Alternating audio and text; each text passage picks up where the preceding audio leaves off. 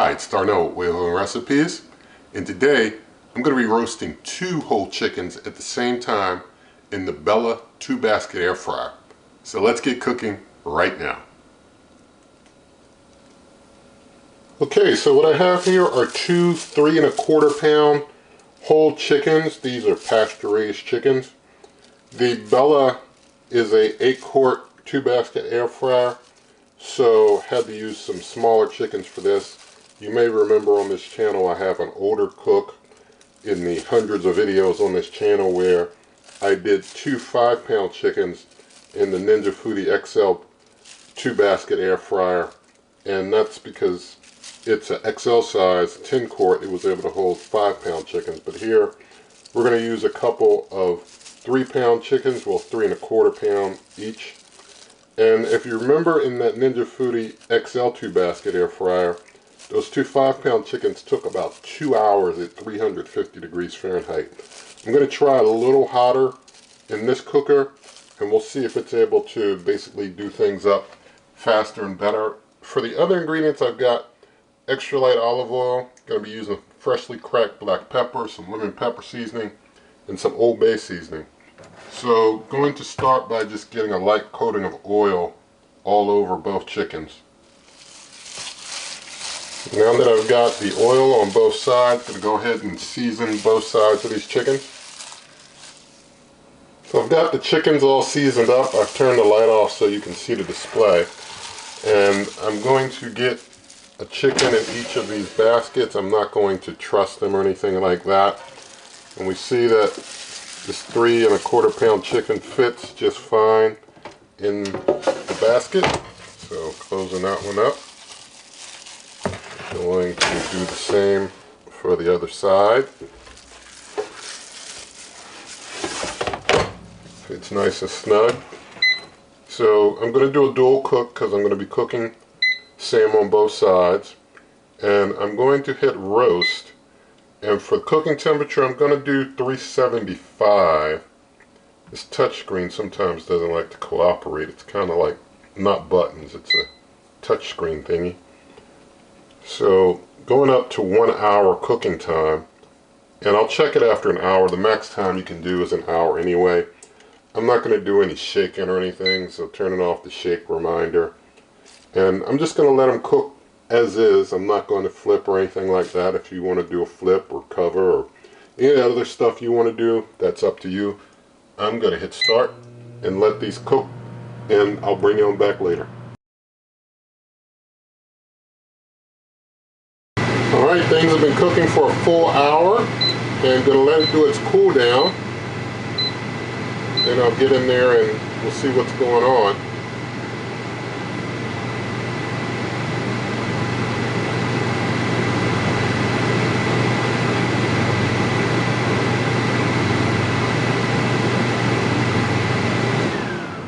Alright, it's finished its cool down. I'm going to use my thermopen to check temperature. This is interesting. Looks like a piece of the skin. Oh, that was a leg. The leg went up and got up into the heating element. Let's check this temperature. Look at that, 201. Wow, that chicken is hot, hot, hot. I guess this one had a leg that kind of got up in there too. This side is just 158. Oh, that's weird. Yeah, over on that side it's 177, but over on this side it's like in the 150. That's odd. That's very odd. Over on this side it's a little low. So let me well, I'm going to rinse my thermopen off. I want to check this side some more, make sure it's really fully done. Okay, so I got my thermopen all cleaned off, and I guess you could call that maybe 5 minutes of carryover or something, but let's check again. Yeah, it's in the 170s, and on the other side, it's in the 190s. Up here on this part, it's in the 180s, 190s. Up in this part, yeah, now up here, it's in the upper 160s. Up in this part, then it's 180s on that side, so some discrepancies, but all done. I'm going to check this out again. Maybe in carryover time, maybe things improved. Okay. Yeah, let's see. Maybe I'm not in a good spot. I think I'm not in the meat. I think I was hitting air right there. Yeah, I wasn't in meat.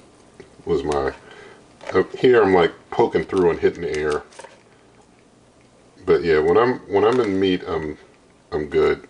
It's some difference in different spots, but let's get down here. Yeah, down there is nice. So it's all done. Did very good for an hour. I mean, when I've done things like this in the Ninja Foodie 2 basket, you know, it's definitely like over an hour to do things when you're using 2 baskets at once, especially. But they're both done. I'm going to turn the light on.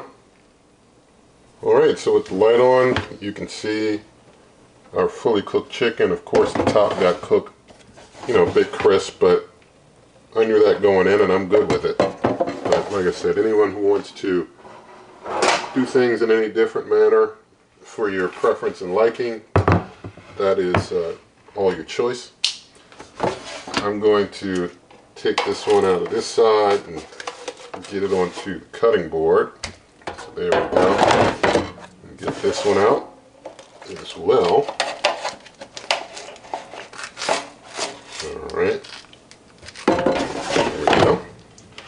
So we got 2 fully cooked chickens. You can, let's see, you can see the top was really done, the bottom, you see the bottom there. So,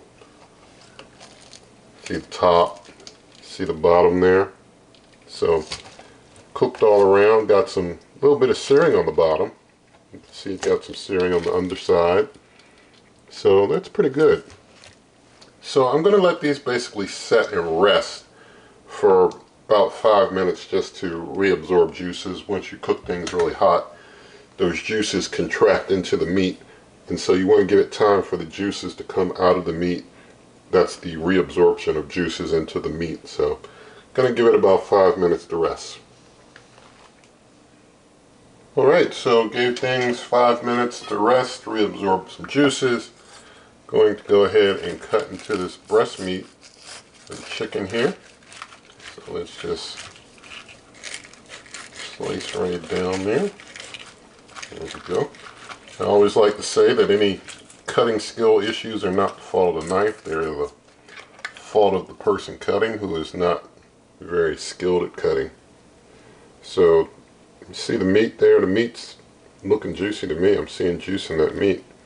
So let's see that. It looks good. So I'm just taking a piece off here to do a taste test. So thank God for this chicken, and it's a big piece, but let's taste.